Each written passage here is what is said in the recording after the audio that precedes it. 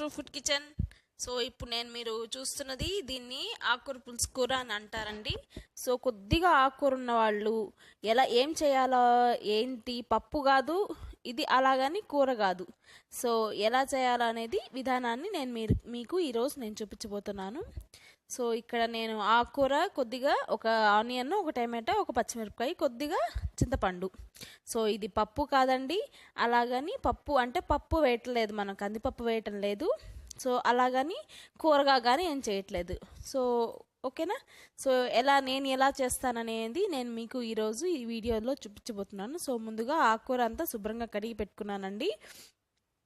So మన టమాటా and పచ్చిమిరపకాయ and కొద్దిగా ఈ ఆనియన్స్, చింతపండు అన్నీ చక్కగా కట్ చేసేసుకొని, సో కొద్దిగా వాటర్ వేసేసుకొని మనం గ్యాస్ మీద పెట్టేసేసుకోవచ్చు.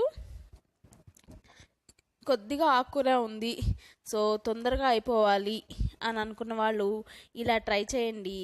సో తొందరగా అయిపోతుంది, అట్ ది సేమ్ టైం చాలా టేస్టీగా కానీ ఉంటుంది, వెరైటీగా కానీ ఉంటుంది. సో ఎప్పుడు ఆకుకూర పప్పు అలాంటివి కాకుండా ఇలాంటివి కానీ చేసి పెట్టచ్చు, మీ పిల్లలకు కానీ చాలా పెట్టచ్చండి.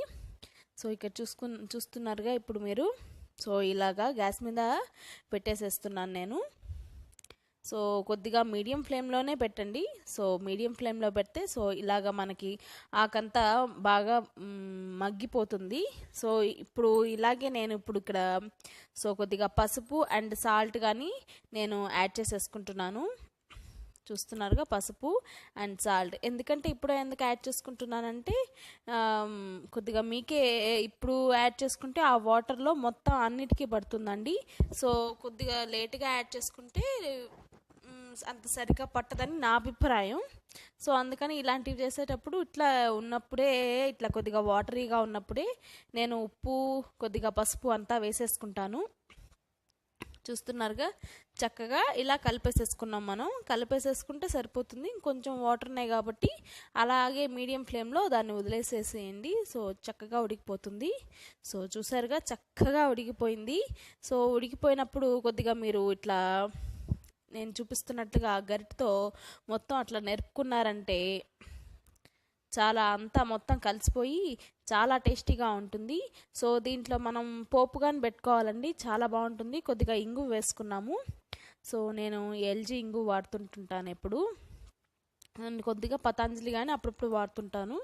సో రెండు బాగుంటాయి. సో ఇప్పుడు ఎల్జీ ఇంగు వాడాను. సో ఇప్పుడు మనం పోపు పెట్టేసేసుకున్నాం. మరి సో పోపుకి నేనేం చేయట్లేదండి, కొద్దిగా మెంతులు అండ్ కొద్దిగా ఆవాలు, 2 మిరపకాయలు వేసేసి సో పోపు పెట్టేసి చక్కగా మొత్తం కలిపేసేసుకొని ఒక సర్వింగ్ బౌల్లోకి మనం తీసేసుకున్నాం.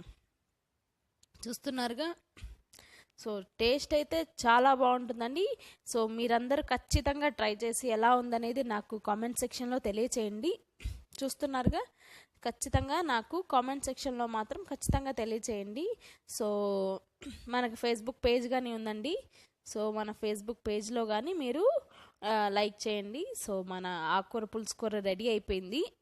చూసారుగా, ఎంత ఎమ్మీగా ఉండే ఆకుకూర పులుసు కూర రెడీ అయింది. సో మీరు ఇంట్లో ట్రై చేస్తారు కదా. సో ఆకుకూర పులుసు కూర రెడీ అయింది.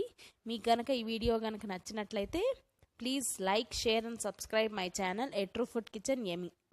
సో అండ్ కొద్దిగా ఆకుకూర ఉంది కాబట్టి, కొద్దిగా ఆకుకూర ఉన్న వాళ్ళు ఇలా చేసుకుంటే చాలా బాగుంటుంది.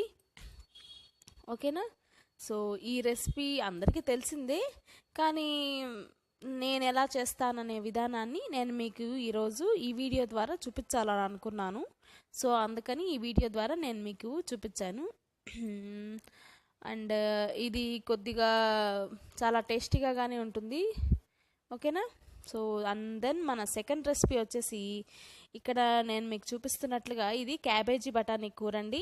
సో ఈ క్యాబేజీ బఠానీ కూర చాలా మందికి తెలిసే ఉంటుంది. సో నేను ఎలా తయారు చేస్తున్నాననే విధానాన్ని నేను మీకు ఈరోజు ఈ వీడియో ద్వారా చూపించబోతున్నాను.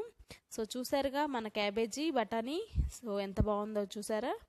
సో దానికోసం నేను కొద్దిగా ఒక ప్యాన్ లాంటిది పెట్టుకున్నాను. దాంట్లో ఆయిల్ వేసుకొని కొద్దిగా ఆవాలు, జీలకర్ర అండ్ కొద్దిగా పసుపు, ఇదేంటంటారు మినపప్పు, ఇవి వేసుకొని సో చక్కగా అవి బాగా కొద్దిగా వేగేటట్టు చిటపట్లాడేంత వరకు పెట్టుకుంటున్నానండి.